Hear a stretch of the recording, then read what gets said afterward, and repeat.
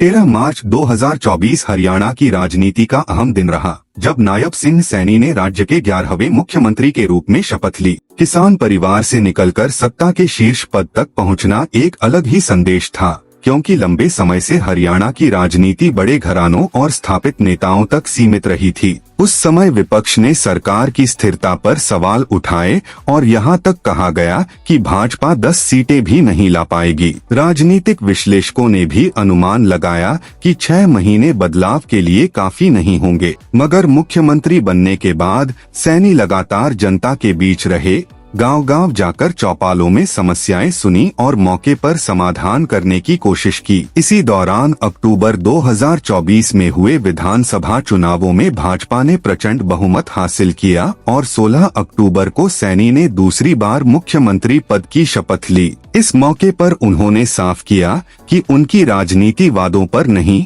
बल्कि उन्हें निभाने पर आधारित है। युवाओं को सरकारी नौकरियों में अवसर और जनता को त्वरित राहत देकर उन्होंने इसका प्रमाण भी दिया। हरियाणा के इतिहास में पहली बार सीईटी परीक्षा के लिए विशेष बस सेवा चलाई गई, ताकि विद्यार्थी परीक्षा केंद्र तक आसानी से पहुंच सकें। कई मौकों पर तो पुलिस अधिकारियों ने अपनी गाड़ियों से परीक्षार्थियों को पहुंचाया, जिसे प्रशासनिक संवेदनशीलता का उदाहरण माना गया। 1 साल के कार्यकाल में सरकार ने कई क्षेत्रों में पहल की। महिलाओं के लिए लाडो लक्ष्मी योजना शुरू की गई, जिसके तहत हर महीने 2100 रुपए की आर्थिक सहायता दी जा रही है। गरीब परिवारों को रियायती दर पर गैस सिलेंडर, 30 गज का प्लॉट और आवास निर्माण के लिए 2.5 लाख रुपए की सहायता प्रदान की जा रही है। स्वास्थ्य सेवाओं को मजबूती देते हुए सभी जिला अस्पतालों में डायलिसिस और अन्य गंभीर इलाज मुफ्त किए गए हैं। खेल के क्षेत्र में 1489 खेल नर्सरियां खोली गयीं,